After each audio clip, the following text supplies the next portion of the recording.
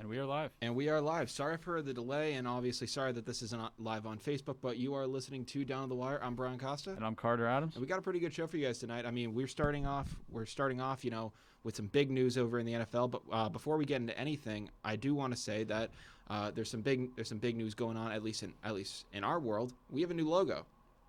Oh yeah, we do have a new logo. Yeah, shout out to Dylan Amory for crafting that new thing up.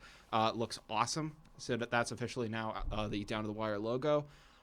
Really actually came together very nicely. What are your thoughts on the new logo? I think it's a huge upgrade. Oh, 100%. I like the Bitmojis, but everything good comes to an end eventually. Yeah. And sometimes it's just time to move on. No, yeah. I mean that logo I originally came up with.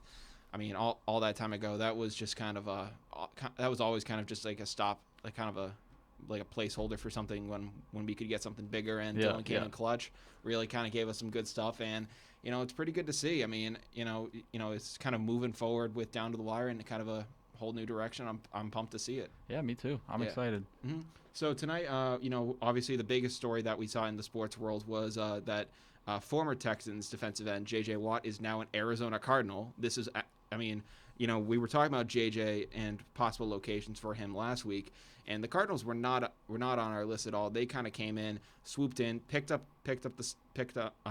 J.J. and what are your thoughts now on the Arizona Cardinals? Yeah, I thought it was a great pickup. Yeah. Besides Pittsburgh, I don't think there was a more perfect spot for that guy to go. Really? And do you think D-Hop made it happen? I think D-Hop definitely made it happen. I mean, he's saying that Kyler Murray had some influence in it, but I think that DeAndre Hopkins played a huge role in getting JJ to Arizona. Yeah, I mean, he had to have. No, I mean, he posted that picture on his Instagram. DeAndre Hopkins did. He posted the picture of JJ on his Instagram, basically saying like, hey, let's finish what we started. Come here, and we'll have plenty of success. And I think JJ completely took to that, and that's kind of what led him to ultimately make that decision. I mean, the decision is the deal is a 2-year deal worth $31 million, so he's getting paid. $23 million of that is guaranteed. Apparently, it's not the biggest deal he could have received. I guess the Browns and the Colts were. Yeah, I guess the teams that offered him the most, but I think that they decided. I think that JJ decided he wants to play for a pretty solid quarterback. I don't think that. I mean, obviously, the Colts are bringing in a guy like Carson Wentz. He's kind of been all over the league at this point right now. Baker Mayfield had a great year last year, but a lot of people still are kind of questioning what he can do on the field. And Kyler Murray's just been a young stud so far. So I mean, JJ's kind of going where the youth is at, and I think he's just trying to see if he can build over to something in the next 2 years and maybe make a run with this team. Yeah, I think winning was definitely a big concern for him, and the Cardinals show a lot of promise. They had a rough end to the season last year, but I think they have a lot of potential. Kyler Murray, he's a rookie, and D-Hop is only going up from here. I mean, until he starts to hit that age where he starts declining a little bit, but I don't think he's there yet. Yeah, he's not there yet. I mean, he's the best receiver in football. The guy's a stud at easily. What he does. That Cardinals team shows a lot of promise. Yeah, I mean, they're still competing in a very tough division in the NFC West, but the addition of J.J. Watt, having him on the defensive line with Chandler Jones too. I mean, those two guys in the past 5-6 years have just been absolutely dominant at their position. I mean, you think of two guys on the D line, and maybe outside of Aaron Donald, you can't think of two better guys to have on your side of the football, not going after your quarterback. Exactly. I mean, those guys are absolute forces, and I mean, the amount of respect that those guys have just for each other, and the amount of respect that players have for them is incredible. I mean, we're seeing a guy like Carson Wentz over in Indianapolis. He's basically having to argue with a rookie wide receiver over getting his number.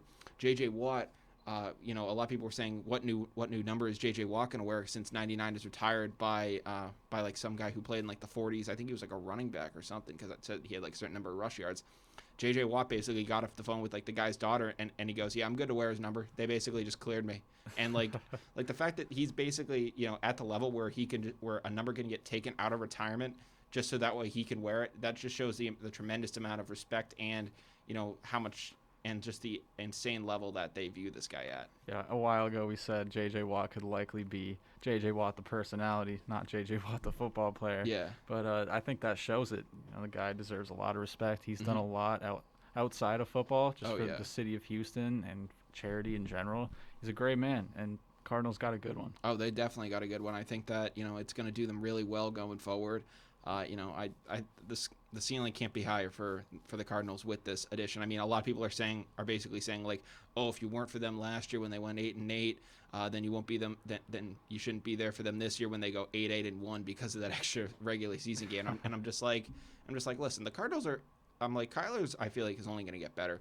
D-Hop is still on the rise, and I feel like adding a guy like this to your defense not only is just like benefiting you at one position, but it's bringing another guy into the locker room that's going to demand a lot out of those players. I mean, you think of Tom Brady when he got to Tampa. Tampa was a 7-9 football team last year, before the Super Bowl run. But Brady got down there. He basically said like, "Hey, we're gonna do things the way I know how, and we're gonna go out there and win." I feel like JJ is gonna bring a similar element like that to that defense, and I feel like we're gonna see a much stronger Cardinals defense this year, even stronger than they were in the past. Yeah, I mean to an extent. I mean JJ Watt certainly doesn't have the past winning experience that Brady had when he went to Tampa, but he does have the experience of being a wholehearted, good locker room guy, a solid, positive presence. I mean, but he still has the demeanor though of a guy who wants to win and someone who exactly, and someone who just will do anything to win. Yes. So I mean that definitely will benefit him. I mean, a lot of people are now saying that JJ's following the tradition of many kind of veteran players, who after they kind of have their run with their team, they end up going out to the desert, trying to perform with the Cardinals. A lot of people are throwing out Emmitt Smith, Kurt Warner was another guy, Terrell Suggs was probably the most recent. A ton of guys, when their career is kind of starting to go. Eventually, transition a little bit, they kind of all eventually find their way on a Cardinals roster.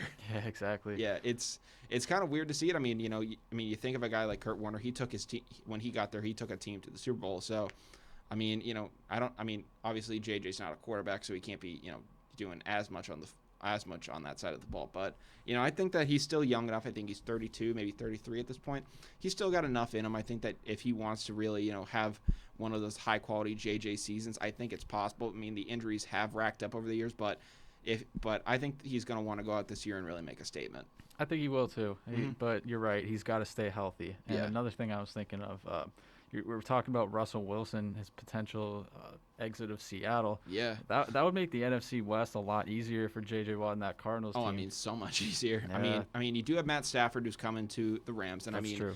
Matt Stafford is kind of an unknown. He does, pose some, there are some questions as to what he will be able to do, but but I mean, if Russell Wilson's out of that division, it makes your trip to the playoffs a lot easier. A lot easier. Yep. So I will give you that. I mean, if that guy isn't standing in your way, then you're gonna have a much happier time when you in those two games. 100%. Yeah. It's good. It's a good thing that you were mentioning Russell Wilson. It's kind of weird to see a guy like that. I mean, officially now kind of be on the trading block. You think a couple of years ago this wouldn't have even been something people were entertaining, but it looks like there's maybe a chance that he could be leaving Seattle. I mean, I know we said on the last show that it kind of looks like I think he's basically said that he wants to stay a Seahawk, but he did list some teams that he would go to if by any chance he just basically happened to be traded. He just for some reason came out with 4 teams. And one of the 4 teams was the New Orleans Saints, and after hearing that, New Orleans Saints mayor, my apologies on the name, LaToya Cantrell, basically came out and made a recruitment video for Russell. I don't know if you saw that video, but she was basically all in New Orleans gear. She was basically just saying like, hey man, come here, you'll be the new favorite. We'll go win a Super Bowl with you. Sean Payton's gonna love you. She was even kind of appealing to Russ's wife and was just saying like, oh, this is the perfect city for you. There was it was kind of a funny pitch video. I mean, but one of the things about that video that I think a lot of people kind of overlooked is the fact that Drew Brees still hasn't officially announced his retirement from the NFL yet. Yeah. If Russell Wilson, I mean, do you think that there is a shot that Russell Wilson will seriously, be traded this offseason, or not? I'm gonna say not this offseason. Yeah. I think not enough. So I think a lot more is gonna have to go wrong between him and Pete Carroll. Listen, I mean, you can make the cases. You can make the case for his offensive line. I mean, there was a video today of one of his O linemen who was mic'd up, he was talking to Chandler Jones, and Chandler Jones asks him, "Oh, have you watched your film? Have you watched film this week? Have you watched your film on me?" And the offensive lineman goes, "I actually don't watch film." And it's just like, oh, this is why Russell Wilson wants to leave the Seattle Seahawks, literally just because his teammates don't know, basically don't do the extra work that it takes to protect him. Okay, so that's a little bit of evidence right there. Yeah, so that might be a little bit of something where it's just like, hey, like, my own linemen aren't even trying to protect me. Like, why the hell should I be staying around here with you guys? Because I was always in the mindset like, oh, Russell Wilson has a bunch of weapons in Seattle. Why would he ever want to leave? Yeah, I mean, it's got to be, frankly, it's got to be something more than just a lack of weapons. If he was to ever be traded, I think it's got to be a breakdown with the coaching staff. Exactly. It's got to be, it's got to be more than. And it would have to have been building for a long time. Yeah, I mean, in the front office too. Yeah. I mean, I don't know what the state of him with a deal is, but it's most likely just stemming from maybe not as content with money, and just like the fact that he's still kind of looked upon as just the quarterback who was on the field during the Legion of Boom Super Bowl. That's true. That's kind of the unfortunate part about it. Russell Wilson hasn't really he just unfortunately hasn't won a Super Bowl.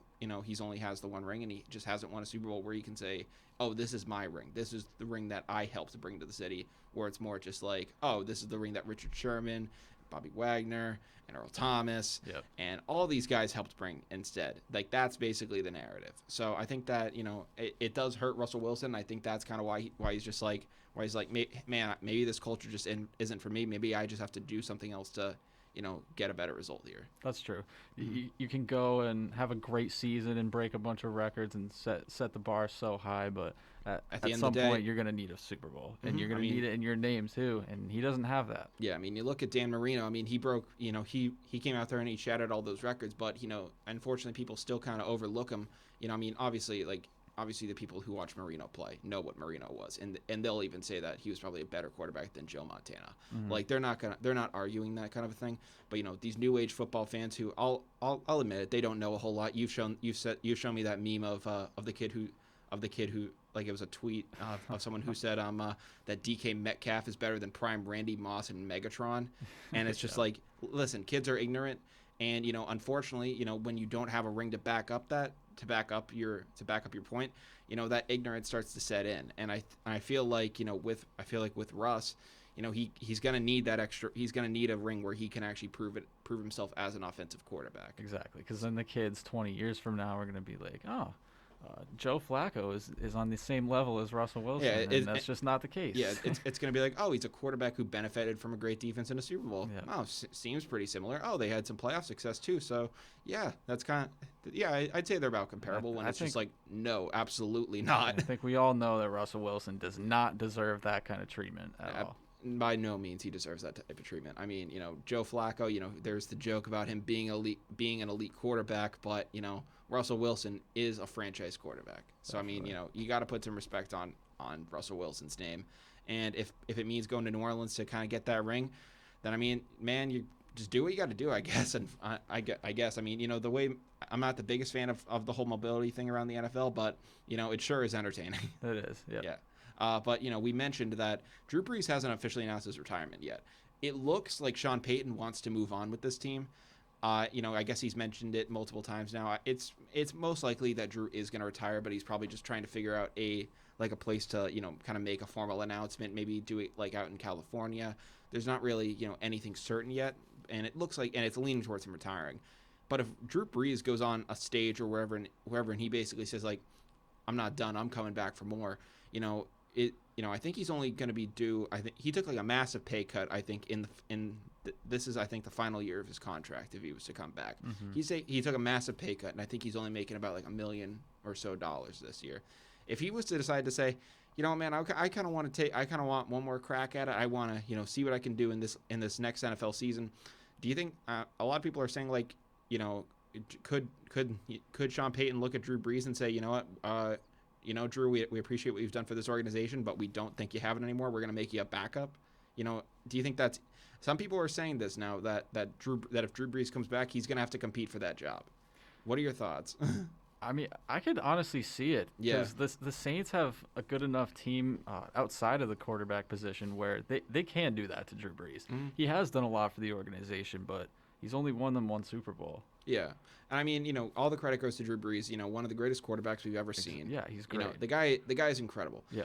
Unfortunately, in that playoff game against Brady, he looked like it was the end. Mm-hmm. A lot of people, like we were speaking to a guy like Dan Marino, his last game ever, it was really ugly. I think he might have gotten pulled at one point. Like it was a very bad ending, and that's kind of similar to the ending that we saw out of Drew Brees. It felt like a Dan Marino type ending where he kind of left everything out on the field. He went out for one final game, and it all kind of fell flat. That's kind of what it looked like with Drew Brees.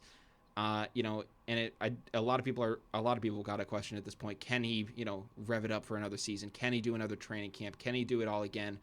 And if he does, then I think he is going to have to, play for that job. And I think that Sean Payton is going to take, he's not gonna basically reward anyone anything. If he thinks that Jameis Winston is the better quarterback, he's going to start Jameis Winston, exactly. Which is crazy to think. Yeah, you say to someone a couple years ago who would be starting for a New Orleans Saints team if Jameis Winston and Drew Brees are on it, it would be like a no-brainer. But unfortunately, we just saw in that game and towards the end, Brees unfortunately started to kind of go decline. Yeah, and I think on the other hand, what if Drew Brees wants to be a backup at this point in his career? What if he still wants to go out there and have the opportunity to play a little bit, maybe in the preseason, but he doesn't want all the physical repercussions that come with it? I mean, listen, I don't think anyone wants to be a backup. In the NFL, no one is saying like, man, I really just want to hold that clipboard. I really want to just have the headset on and just run That's very true. Run the scout yeah. team. I don't think anyone wants to be a backup, but if Drew Brees wants to go and compete for the job, and if he doesn't get it right away, maybe it's the type of a situation where maybe a guy like Taysom Hill is a starter. Now Drew Brees comes in for certain situations, and it's now a flip on the whole Taysom Hill thing. Maybe there's now certain packages that require Drew Brees down in the red zone on the goal line. Maybe there's a certain formation where you bring Brees into the game to hit like a wide open Michael Thomas or do something like that.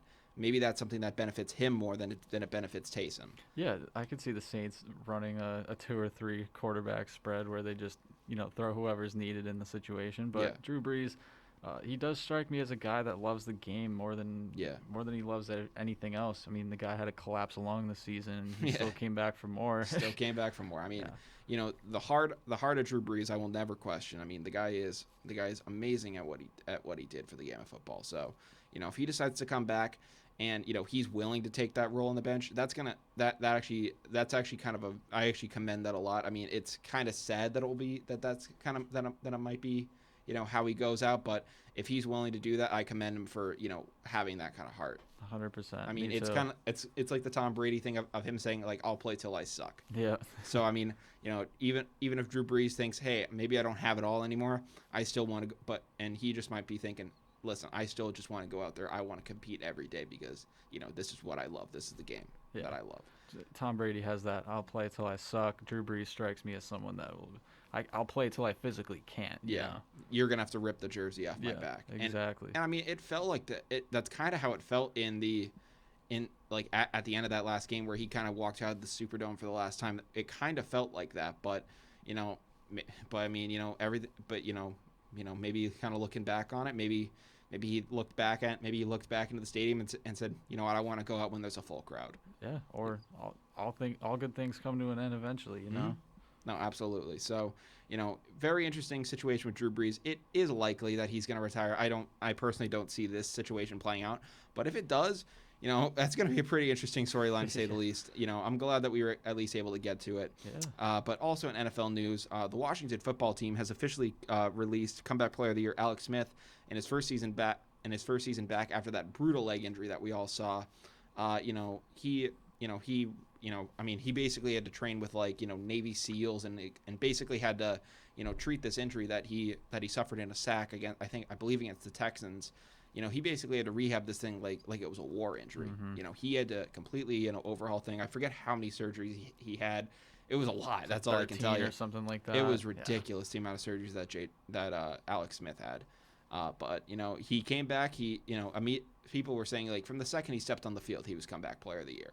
Now, I mean, he looked decent in some games. I mean, on Thanksgiving he looked pretty solid against the Cowboys.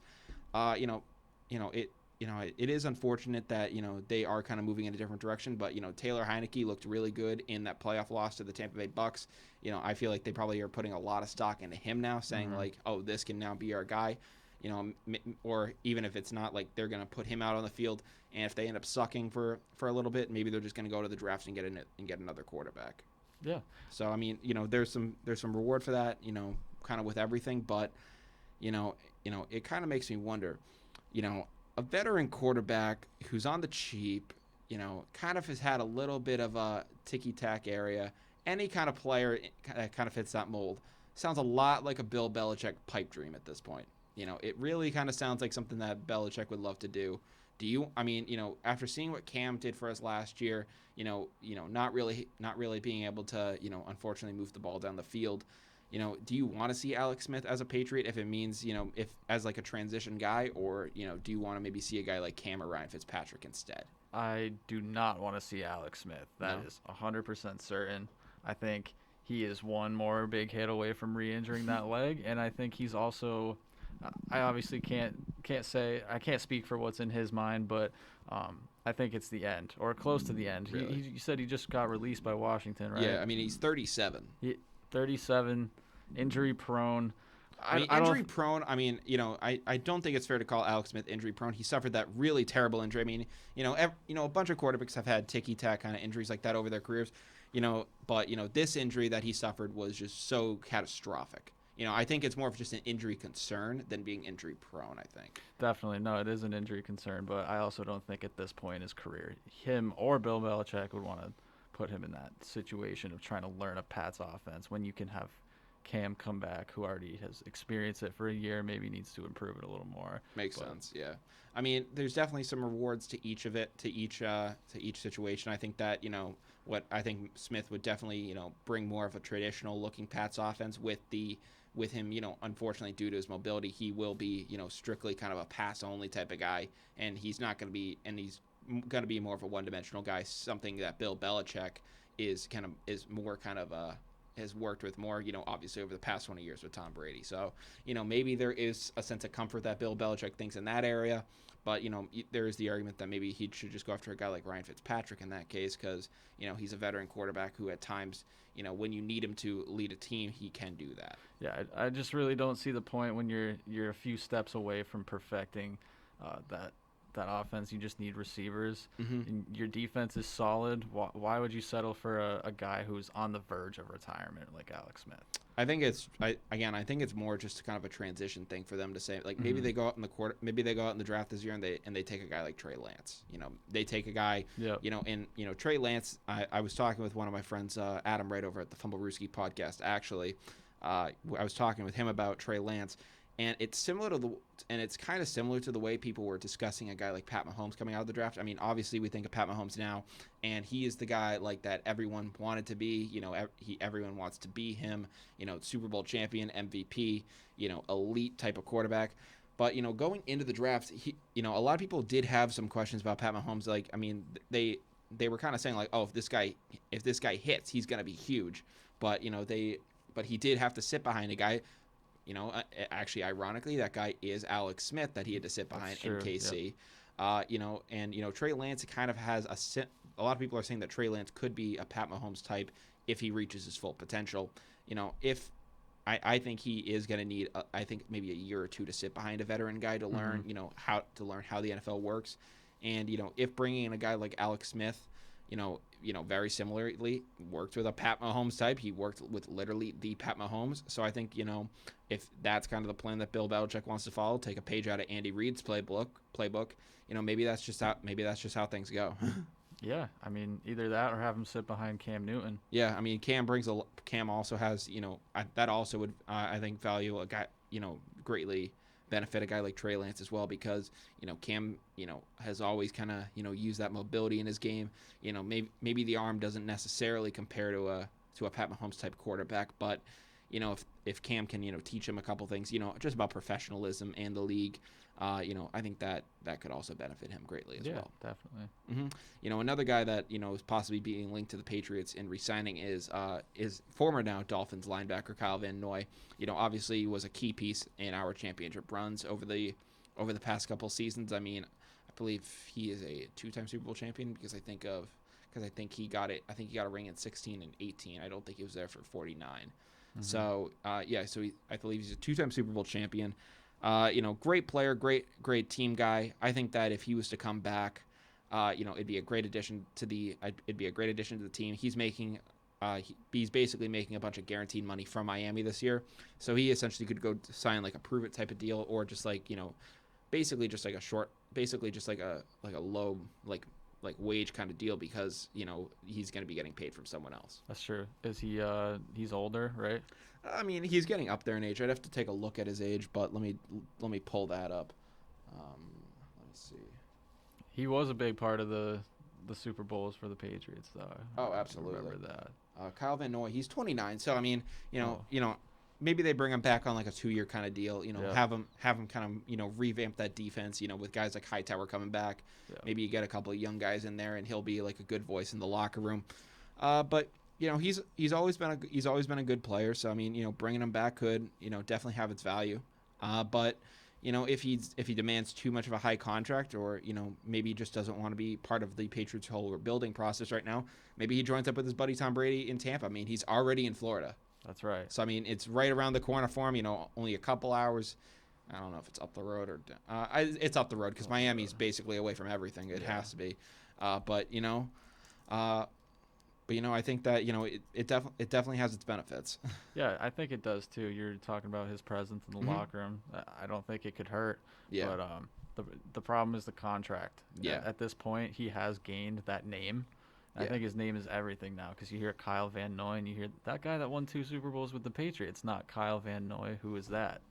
Yeah, I mean, Kyle Van Noy, he had a very good statistical season in Miami. A lot of people were confused, including him, as to why he was cut. I mean, from the looks of it, I think he would have considered restructuring a deal. People are wondering, are the Dolphins clearing the books to bring in Deshaun Watson? Are they trying to? Did they realize this is just a bad deal and tried to basically just cut bait? A lot of people are wondering what went wrong there. Is there some internal kind of stuff going wrong there? But it's kind of a big discussion as to what the whole issue in Miami is right now with Dolphins and Kyle Van Noy. If they, I think that if he was to go to a team like Tampa or do something else, maybe they're clearing the books for Gronk. I think Jake Glazer or some other people were saying that. Gronk could possibly go to the Dolphins, this offseason. So maybe they're clearing the books for a guy like him to bring in and, be a part of Tua's offense. It's a lot of things are up in the air in that kind of a world. But, any other thoughts on the whole situation? Gronk playing in Miami, I don't know if I could really see that happen. That would hurt me so much. I mean, Rob Gronkowski, favorite Patriot of all time growing up. If he ends up becoming a Miami Dolphin, that's going to hurt me. Yeah, no, you're right. That would hurt everybody. I mean, him as a Buck hurt, but I mean, you could at least say he was in the NFC and, not it, and, and basically just, we didn't even have to face him this year. If he's in the AFC East, we have to face him twice a year. He's going to be basically, going up to Gillette Stadium, talking about how fun it is in Miami, how warm it is, how much he's enjoying it, and that's just gonna hurt as a Patriots fan. That's really gonna, that's gonna get me. Yeah. But that kind of covers everything we have in NFL news at the moment. In NBA news, this is something that I think we've discussed this guy, at large, I believe, on the show plenty of times before. But he's just been absolutely killing it so far on the court, and that is LaMelo Ball of the Charlotte Hornets. This is a little bit of an outdated graphic, but since he's been named a starter, he's been averaging 20.1 points, 6.7 assists, 6.2 rebounds, and 1.7 steals a game. And this was before he dropped 30 points in the loss to the Portland Trail Blazers when he faced off against Carmelo Anthony. So a lot of people are dubbing it the Melo versus Melo game, and he's actually just been really killing it so far. Stephen A. Smith basically said it best, where he said LaMelo Ball is the player that we were promised Lonzo would be. Exactly. So I mean, what are your thoughts on LaMelo Ball? Really kind of shining in the NBA. I mean, he's it's weird to say, but there are players that are now younger than us that are starring in the NBA. LaMelo Ball is 19 years old. I'm 20. Yeah. And it's weird to now officially see players that are younger than you not only be in the NBA but succeed at this level in the NBA. Yeah, I mean, good for him. I thought that he was going to be the one to shine, but I think Stephen A was right. He is the guy that we always wanted Lonzo to be. I mean, he basically said that Lonzo throughout his career has always been a little too passive. He, is always kind of that pass first guy. He really has never had that kind of dog mentality in him. LaMelo Ball, when he wants something, he gets it. He gets it. Yeah. He's never gonna shy away from trouble. He's dunking on guys. He's bombing 3-pointers. So I mean, the guy's been playing amazing. He plays the type of game that I think a lot of people enjoy just because of how versatile he is. But he's just been absolutely killing it so far. I think Charlotte was also the perfect spot for him because it's a spot where he could build his own brand. Yeah, he could build his own brand, and he also doesn't have to worry, about his. I would have to assume about his dad trying to influence where he's coming from. Yeah. Yeah. But I think that it's a perfect situation for him. A lot of people, after the Melo game, people are trying to figure out who is the one and true Melo. I have my answer on it, but I mean, LaMelo Ball dropped, I think it was 30 or something points, and then Carmelo Anthony himself dropped like 29. I mean, and he's doing this after a lot of people thought that after his stint with the Rockets, they thought Carmelo Anthony was done with the game of basketball. He came back with the Portland Trail Blazers, has been a solid contributing role. What do you think about LaMelo Ball and Carmelo? Who in your mind is the true Melo? Well, LaMelo Ball is the Melo of the future, but Carmelo Anthony is the Melo of the past, and I think we're just lucky to get to see them play at the same time. Yeah, I mean, listen, all respects to LaMelo Ball. If you want to call him Melo Ball, to be short, if you want to say like, oh, Melo did this, or like, LaMelo did this, and like just shorten it and just say that, fine. If you ask me who Melo is, it is Carmelo Anthony. Like there is nothing. Yeah. There's nothing in my mind that can change that. I can agree with that. I mean, all the respect goes out to LaMelo Ball. He's been killing it. LeVar, you did really good with this one. You really figured it out. You really figured the formula out. He's been killing it in the NBA. Yep. But frankly, Carmelo Anthony, all timer. I think he definitely deserves that title. Yeah. Even if it is only the title of a nickname, he deserves it. But he even came out and basically said essentially that while the name is kind of transitioning, he's okay with it. He basically says like, listen, it's kind of a legacy thing living on. He's doing like the triple fingers to the dome kind of celebration that he did back in the day. So I mean, he kind of just sees it as a passing of the torch. Yeah, LaMelo is going to be. He's going to be dishing assists and points out for a nice long career. Lonzo, unfortunately, is probably going to be dishing himself over to a bunch of different teams. And then you got LiAngelo dishing Gucci bags back to the court. Yeah, just straight out of China. Yep. LiAngelo, just gotta love it, man. We thought he was going to have that shot with the Pistons, and then they cut him, and basically LeVar said they were a raggedy organization. I'm just like, okay. Hey, you know what? It doesn't matter. They got the headline for like a day that all the Ball brothers were on an NBA team. I didn't buy NBA 2K21, but I'm assuming he's in there somewhere if you look for him. I mean, probably. I don't know what his overall probably is. It's probably not great, but just the fact that you can say that all Ball brothers are now officially in the NBA. I think that the NBA, I feel like they were happy with that headline, and then whatever happened after that, they were like whatever. And cool. Good for LeVar. Yeah. I mean, a lot of people, I hated on LeVar a lot, growing up. I mean, I thought that he was being very exploitative of his kids. I wasn't a fan of the way that he operated. A lot of people now are kind of now basically saying that like, oh well, LeVar is a great father, all this stuff. I think that LeVar is a good father. I had my personal differences as to the way he approached things. But I mean, man, he got results. He has 2 kids in the NBA. It worked. I mean, he did what he needed to do, and sometimes I think that LeVar Ball it's not always pretty. He's the definition of any publicity is good publicity. Essentially, yeah, pretty much. Yeah. I mean, he kind of really changed the game up in that area. But trying to see. Yeah, that kind of covers what we have in NBA news. Very kind of short segment there. But still in basketball news, the Bryant basketball team this year has been absolutely killing it. They're making a bid for a 20 spot. However, a late positive COVID test, it possibly might keep us out of the tournament. I actually heard today through Zoom. I have a class with Mike Green, number 3, great player. He said that it's on. They're playing. Let's go. Yep. Let's go. So that's awesome news. So we have nothing to worry about. Hopefully, we'll keep our fingers crossed, but I cannot wait to watch at least one March Madness game with that Bryant team. This Bryant team this year has been absolutely electric. They're special. Last year, I think they're undefeated at home. They're only, one of a couple teams to do that. So they're in there kind of with the Michigan Wolverines, with the Villanova Wildcats. So to see them in with that type of a group for D1 basketball is absolutely incredible.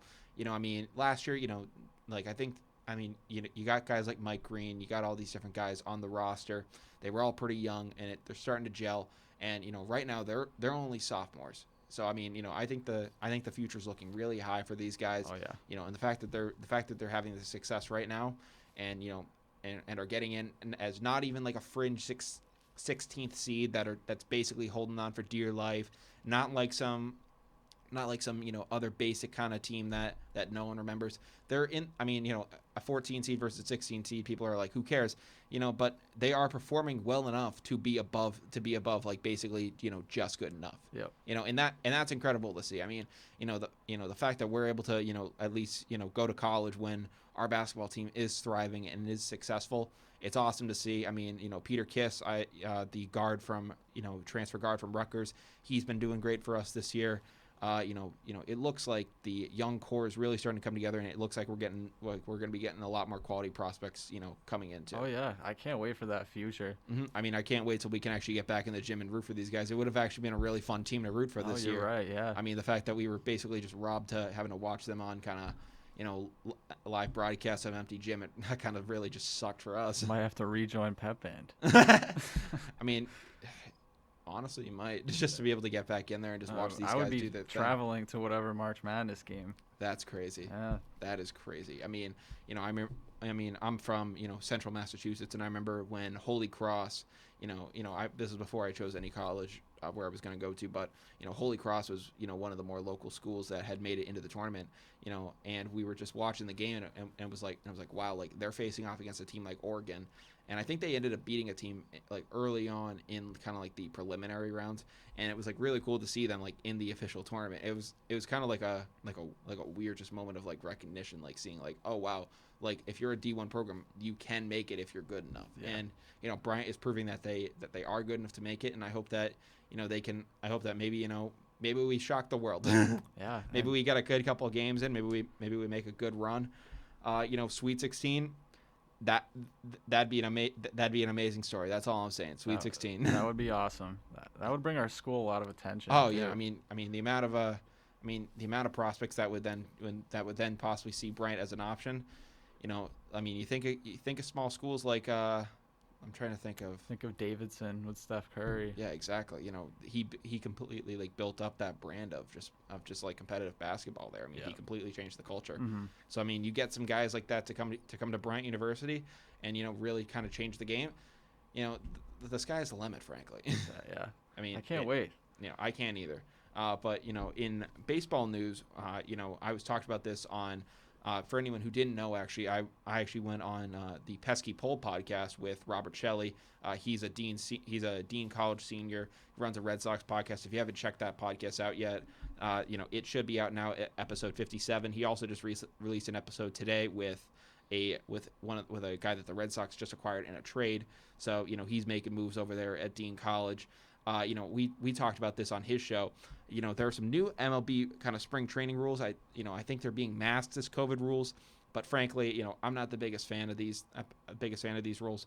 I voiced my opinions about it on his show. You can go listen to it there. But essentially, managers are going to be able to choose, from February 27th through / the 28th through March 13th. Games can be shortened to 7 innings or 5 innings upon mutual agreement of both the managers. Of both managers, and then after March 14th, the 9-inning games can be shortened to 7-inning games, and it kind of a weird thing to see. I mean, it is spring training, so I mean, you have a lot of weird stuff anyways.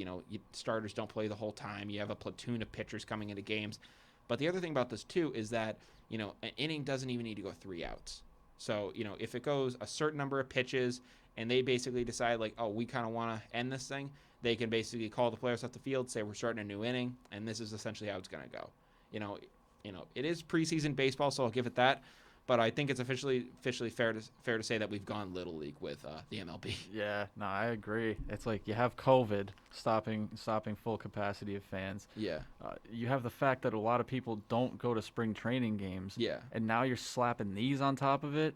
Nobody's going to be there. Yeah, I mean, and it's already having its effect. I mean, the Red Sox picked up a pitcher in the offseason. I don't know how much you know about him. His name's Garrett Richards. He, used to be a stud pitcher with the Los Angeles Angels. I was actually at a game at Fenway Park where he pitched, and unfortunately in that game he was like looking. It was back in 2014. He was looking to be like one of the better pitchers in the league, and I think Brock Holt hit a chopper to like first base, and he ran over to go cover it, and he basically ended up twisting up his knee on the way over, and his career's kind of taken a turn at this point. He's had some solid seasons battling back from that terrible injury, but really hasn't ever been the same guy. He kind of came out in the spring training game today, or at least the other day, and was having a bad start, and basically 2 outs into the game, with only 2 outs, I think Ronald Acuna and a bunch of guys were basically making this guy pay, and I think 23 pitches in, 2 outs, they basically said like, all right, inning is over, we're basically just gonna call this one, and we'll see you next inning. And he went out there and he had a 1-2-3 inning the next inning. So, what do you kind of think about like these weird rules? I don't like them, man. Yeah. At all. I mean, I'm not the biggest baseball fan. Yeah. But it's kind of sad to see the game changing in all these ways, because I know we were talking about it before, and I wasn't always like not the biggest baseball fan, and it's just so hard to keep an interest. I mean, listen. I mean, again, these aren't rules these luckily are not rules that are coming to the regular season and games that actually count. These are preseason games, but in the end, they also do hurt the fans that are paying money to go to these games. I mean, I guess you're checking out. I guess like down in Florida, like people are selling like these spring training tickets. They're going for like $1,000 a ticket at some areas. Like they're extremely expensive to go see games because people haven't been to live events in so long now. Like they're willing to pony up whatever money they can to go see these things. Yes, exactly. So I mean, it is kind of it is pretty unfair to the fans, I would say. But that's kind of the give and take with that. I mean, I do not like these moves. I think that it's ridiculous that they're doing these moves, but that's kind of just the way MLB's been going, and not the biggest fan of it, man. Yeah, no way. No. And before we do go down to the wire tonight, the Red Sox season is about to start. I discussed this on their whole podcast, on the Pesky Pole podcast. I have some concerns about, how I feel that the Sox are going to do this year. I mean, they were, 2 years ago, we were the World Series champs. We're the best team in baseball. We had the best record of any Red Sox team ever, I think, at least since World War II. So, we were killing it on the field. But with the way things basically occurred, 2019 we were in third place, and and then this year it's cut to 2020. We're a bottom feeder team. Chris Sale's out. We've traded Mookie Betts. It looks like the ship is sinking. I'm not the biggest fan of the moves that Chaim Bloom has been making. Rob Shelley over at Pesky Pole does kind of like the moves because he thinks that we're building for a stronger core. What do you kind of think about the way that the Sox are looking? I know you haven't looked at it too much, but just seeing how how far they've fallen at as quickly as they have from World Series champs to kind of basically just rebuilding at this point. There hasn't really been any standout moves that are like, okay, that's gonna be so beneficial that you can't think anything else. So at this point, I think it's just safe to assume that the Red Sox are gonna have a similar season to last year. I would assume so. I mean, they are getting pitchers like Eduardo Rodriguez back. Chris Sale will probably be back sometime around the All-Star break, but he probably won't look like the same guy at least until 2022. So it's gonna be probably a similarly kind of rough season. Hopefully they shock me. Hopefully they prove me wrong. I mean, their offense was a top 10 offense in the league. So, I mean, and the pitching really just has been the issue. So, maybe some guys step up and maybe we see a quality playoff run by these guys. Maybe we see a wild card run. So, that's what I got to hope for. If we can build towards something in 2021, Really happy to see it. But, it is officially time. We are now officially down to the wire. Which means we're going to go through everything we talked about in the past hour. Sorry we got on kind of late. Sorry this isn't live on Facebook. But had some connection issues and unfortunately just had to result to this. But we started things off talking about the new logo that we have for Down to the Wire. It's a really nice new look. Shout out to Dylan Amory once again for that. If you don't follow us on Spotify or YouTube or basically any of our social medias, go hit us up. Subscribe to us on YouTube. Follow us on Spotify. Same thing on Instagram. If you're wondering about our Instagram, it is down.to-the-wire on Instagram. So, if you don't follow us there, get on it. That's all I can basically say to you. We're on a lot of platforms. The links to all our other platforms are in our Instagram bio. So, that's kind of a main hub for us.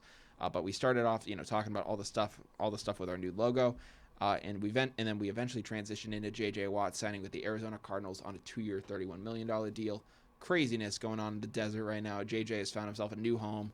Any last second thoughts on your mind on the whole JJ contract? I can't wait to see it. I think he's in a great spot. I agree. He's going to be on the same D line as Chandler Jones. Really, it's going to be a formidable force in Arizona. In Russell Wilson trade news, New Orleans Mayor Latoya Cantrell basically made a recruitment video, saying like, "Hey, come here, Russ. Request a trade only to here." She appealed to his wife. It was kind of like a whole spectacle kind of thing. Very interesting. We also talked about, Drew Brees hasn't officially announced his retirement yet. Would he entertain a backup role? We talked about the Washington football team releasing Alex Smith after only one season after his brutal leg injury. We talked about Kyle Van Noy being cut from the Dolphins. In NBA news, we talked about the official arrival, I think we can call it, of LaMelo Ball. He's been playing his heart out on the court. In Bryant news, we discussed the Bryant men's basketball team. Their season is possibly being in jeopardy due to a late COVID test. Carter came in at the last second and basically assured us that things are looking great right now. We got to try to get a guy like Mike Green on the show. Definitely. We got, it'd be very interesting to interview. If you can actually reach out to him, that'd be great. So, I've been trying to reach out to him. Unfortunately, there have been some connection issues on my part. We're trying to get some quality guests on this show, so that should be good. And then in MLB news, to kind of end things off, we talked about our thoughts on the Boston Red Sox and some new spring training rules that are having us all a little iffy. But thank you guys so much for tuning into the show. We'll be back here again on Friday. Hopefully Facebook will be a little more cooperative. Hopefully we can actually have a live stream kind of thing going on. But from Down to the Wire, I'm Brian Costa. And I'm Carter Adams. And we hope you guys have a great night. Take care, you guys.